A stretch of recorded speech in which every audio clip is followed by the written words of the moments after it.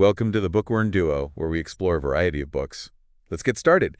Today, we're going to be taking a deep dive into Husband by Daniel Hurst. Oh, Husband, a psychological thriller. It really gets into like the dark side of family secrets. And today we're going to go through all of the events in order so you can really grasp how the tension builds and the mystery kind of unravels. Okay, yeah. So the story starts by introducing us to Lachlan and Jenny. They seem like a normal couple, pretty normal, living in Preston with their two teenagers, Bonnie and William. Yeah.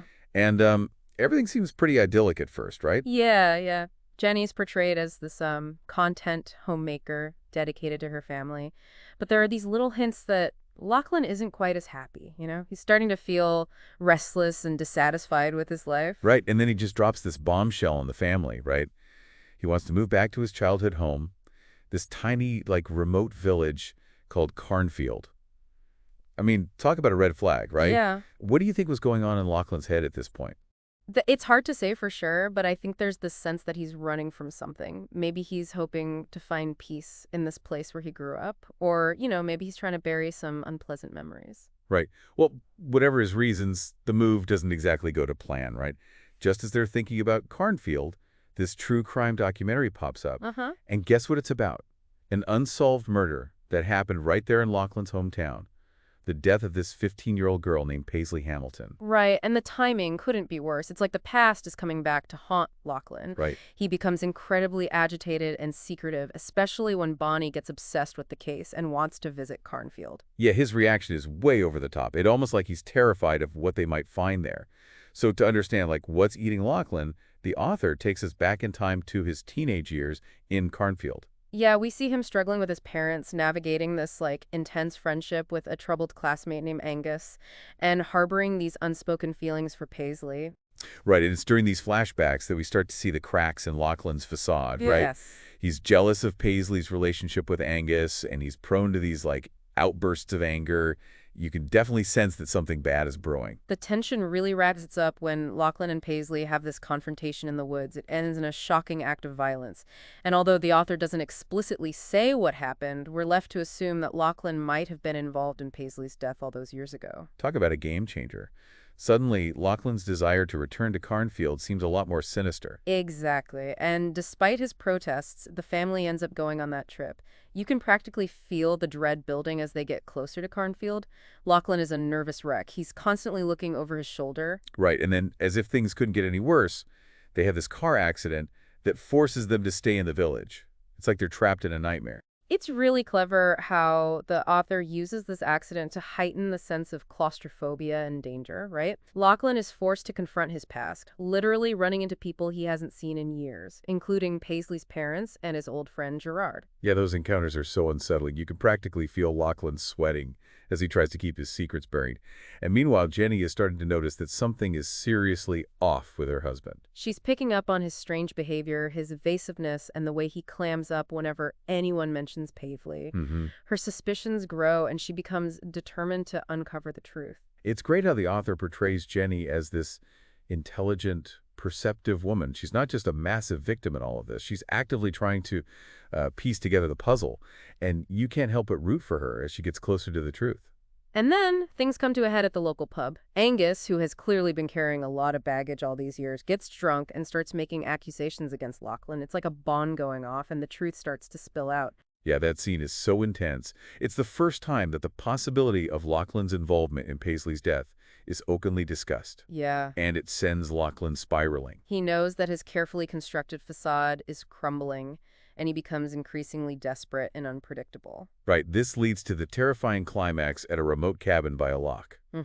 Jenny has figured out enough to realize that Lachlan is dangerous, and she makes a frantic attempt to escape with the children. Right. It's a heart-stopping chase through the woods. The tension is palpable as Jenny and the kids run for their lives, knowing that Lachlan is right on their heels. It all culminates in this final, deadly confrontation between Lachlan and Jenny. It's a tragic but fitting end to their twisted relationship.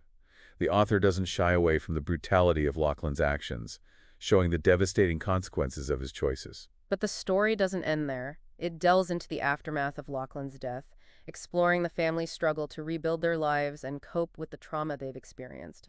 And then, in a final twist, we learn about Lachlan's connection to another unsolved murder, that of Jenny's best friend, Terry. Right. It's a chilling reminder that even in death, Lachlan's secrets continue to haunt those he left behind. It leaves us with a lot to think about in terms of how well we truly know the people closest to us. What secrets might they be hiding? That's quite a cliffhanger to leave us on. So what happens next? Well, we'll dive into that in the next part of our deep dive. We'll explore the lingering consequences of Lachlan's actions and how his family tries to move on from this horrific experience. I can't wait to unpack all of that, but for now, I think we've covered a lot of ground in this first part of our deep dive into husband. Absolutely. We followed Lachlan and Jenny's journey from the seemingly perfect life in Preston to the harrowing truth that unfolds in Carnfield. It's been a wild ride so far, and I'm sure our listeners are eager to hear what happens next. So if you're enjoying this deep dive into husband, be sure to tune in for the next part where we'll continue to unravel this gripping thriller. Welcome back to the Bookworm Duo. We're continuing our deep dive into Husband by Daniel Hurst, and picking up where we left off with the aftermath of that intense confrontation at the cabin. Right, so we're left reeling from Lachlan's death. And the family is now faced with the daunting task of picking up the pieces, trying to heal from this incredibly traumatic experience. Yeah, it's hard to imagine what they must be going through. Not only have they lost, a husband and a father, but they've also had to confront this, horrifying truth about the man they thought they knew. Exactly. It's a double whammy of grief and betrayal. They're grappling with the loss of Lachlan while simultaneously coming to terms with the fact that he was capable of such monstrous acts. Right, and then there's the added layer of guilt. Jenny can't help but wonder if she could have done something differently. Mm-hmm. If she could have seen the warning signs earlier and prevented all of this from happening. That guilt is a powerful force. She blames herself for not recognizing the red flags, for not protecting her children from Lachlan's darkness. Yeah. It's a heavy burden to bear, and it permeates every aspect of her life as she tries to move forward. Right. And what about Bonnie and William? How do they cope with the loss of their father and the revelation of his crimes? They each deal with it in their own way, right? Bonnie, who was so fascinated by the true crime documentary, is now confronted with the chilling reality that the subject of that documentary was intimately connected to her own family. Yeah. It's like the lines between fiction and reality have blurred, and she's left feeling vulnerable and disillusioned. It makes you wonder how much of her fascination with the case stemmed from a subconscious desire to uncover the truth about her father. It's almost as if she was drawn to the darkness without even realizing it. That's a really interesting point. It's possible that she was seeking answers without even knowing what questions to ask, and now she's been forced to confront those answers in the most brutal way imaginable. Right. And what about William? He's a bit more of a mystery, isn't he? Yeah, he's quieter and more reserved than Bonnie. He internalizes his pain and struggles to express his emotions. Mm-hmm. It's clear that he's deeply affected by the events that have unfolded, but he copes by withdrawing into himself, creating a wall between himself and the world. It's heartbreaking to think about. It's like he's lost his anchor, his sense of security, Yeah. and he's adrift in a sea of uncertainty and pain. And this is where the author really excels at portraying the complexities of grief and trauma. He doesn't offer any easy answers or quick fixes. He shows the long, arduous process of healing, the setbacks, the moments of doubt, and the gradual, often painful steps towards recovery. Right. And it's not just about the individual journeys of Jenny, Bonnie, and William.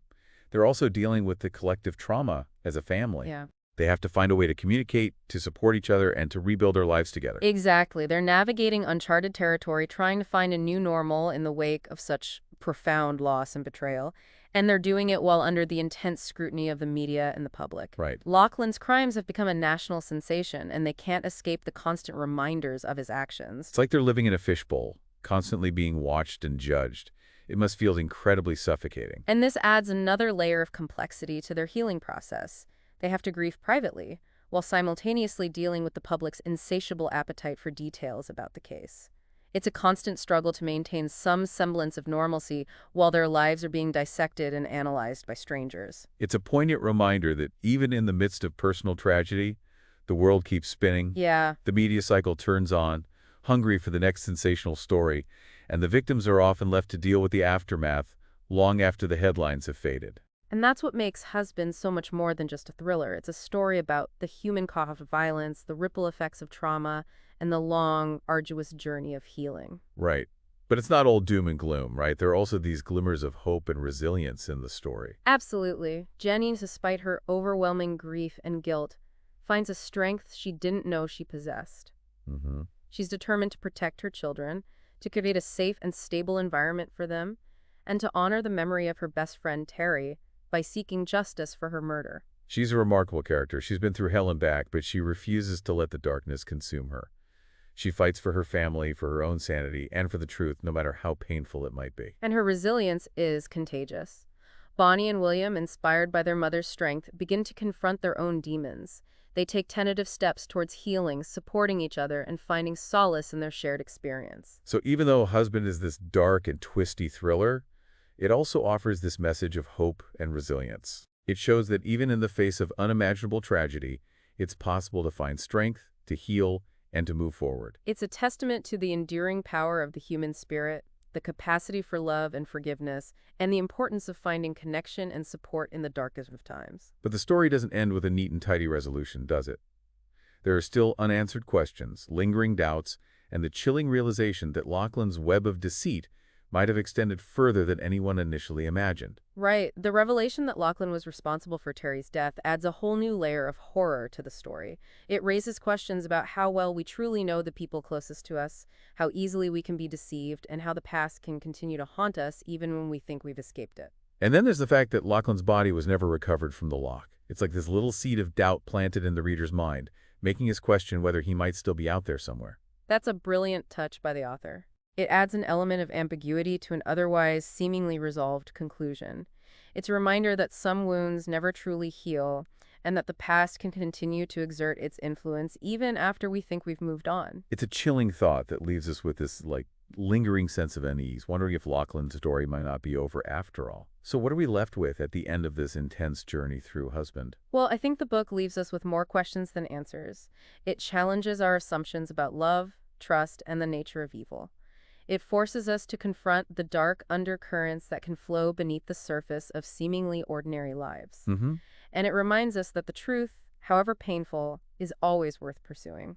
Welcome back to the Bookworm Duo. We're wrapping up our deep dive into Husband by Daniel Hurst. And I have to say, this book has really gotten under my skin. It's definitely one that lingers, there's so much to unpack, beyond the surface level of the thriller plot. Exactly. We've talked about the characters and the shocking events, but I want to really dig into the ending. It felt both conclusive and open-ended at the same time, which that was really interesting. It's that ambiguity, I think, that makes it so effective. On the one hand, we have this sense of relief that Lachlan is gone, can't hurt anyone else. But then there's this unresolved question of his body never being found. Right. It's almost like a ghost story, woven into the psychological thriller. Do you think the author did that intentionally, to make us wonder if, maybe, just maybe, Lachlan could still be out there somewhere? I think it's definitely a deliberate choice. Remember earlier we were talking about how Husband makes us question how well we know those closest to us? That unresolved ending just emphasizes that point. It creates doubt, keeps us looking over our shoulders, even though rationally we know he's gone. Yeah, it's like he's still casting a shadow over the family, even in death. And speaking of shadows, the revelation about Terry's murder, it really darkened Lachlan's character even further. It completely reframed their whole relationship, didn't it? Suddenly all those years of marriage become tainted by this knowledge that Jenny was living with a murderer, someone who had harmed someone she loved dearly. Yeah, and it makes you wonder, were there any clues, anything that Jenny missed along the way? Or was Lachlan just that good at hiding his true nature? That's what's so disturbing, right? It suggests that even the most observant, intelligent people can be fooled by someone determined to deceive. It's a chilling thought, Makes you question your own judgment, your ability to spot those red flags in your own life. Okay, so we've got this unresolved ending, this chilling revelation about Terry's murder. What else stands out to you about the way Husband concludes? Well, I think it's worth noting that while justice is served, it's not, a clean resolution you might expect from a typical thriller. Lachlan's death is more a consequence of his own actions than a result of, the legal system catching up with him. That's true. It makes you think about the different forms that justice can take and whether, true closure can ever really be achieved in a situation like this. And it highlights the collateral damage of Lachlan's actions. Angus, for example, carried the weight of suspicion for years. And while he's finally cleared, you wonder about the emotional toll. That's such an important point. It's not just the immediate victims who suffer. It's that whole network of people around them. The book really emphasizes the ripple effect of violence and deceit. Exactly. And it makes you think about the responsibility we all have, to speak up when we see something wrong, to support those who have been harmed, to challenge the systems that often fail to protect the vulnerable. Okay, wow. You've given us a lot to chew on here. Before we wrap up, I wanted to touch on the author's writing style. What did you think of Daniel Hurst's craft? He's really good at building suspense, uses those short, punchy chapters, keeps the pace fast, the tension high. You're constantly on edge, wondering what's going to happen next. Total. And the way he jumps back and forth between the present and the past, like so effective. You get just enough information to keep you hooked, but he holds back key details, leaving you guessing until the very end. He's a master at drawing clues, those red herrings, creating this atmosphere of paranoia, of uncertainty, like you're walking through a dark forest, never quite sure what's lurking around the corner. Right. And he doesn't shy away from the psychological complexities of his characters, exploring their motivations, their flaws, the ways their pasts shape their present actions. Like, it makes them feel so real, even the most unlikable ones. Yeah, the Lachlan, for all his monstrous actions, he's still like deeply human. We can understand, even if we don't condone, how his insecurities and past traumas led him down this path. Right. Okay, so we've talked about the ending, the writing style. What about any broader takeaways? What do you think Husband is trying to say about the human condition, about the world we live in? For me, one of the most powerful messages is about facing our demons, individually and as a society. Lachlan's inability to confront his past ultimately leads to his downfall. It's a reminder that, bearing our secrets, pretending everything's okay, can have devastating consequences. Yeah, it's like a cautionary tale about denial, about the need for open and honest communication in our relationships. Exactly. The book also confronts us with this uncomfortable reality that evil can exist in the most mundane, unexpected places. It challenges our assumptions about who we can trust, and it reminds us that darkness can lurk beneath the surface of, seemingly ordinary lives. And it highlights the importance of listening to our gut, right? Like, Jenny had those moments of doubt, those red flags that she ignored. It's a reminder to pay attention to those inner voices, to trust our intuition when something feels off. Absolutely. It's about recognizing that sometimes the most dangerous people are the ones that appear charming and harmless on the surface. Husband challenges us to be more discerning, more aware of the subtle signs that something might be amiss. Now, this conversation has really taken us deep. I think we've covered all the bases here. Any final thoughts you want to leave our listeners with? If you're looking for a book that'll stay with you, a story that will make you question your own perceptions, the nature of good and evil, then Husband is definitely worth checking out. It's a really well-crafted psychological thriller that will leave you thinking about its themes and characters long after you've turned that last page. Yeah, couldn't have said it better myself.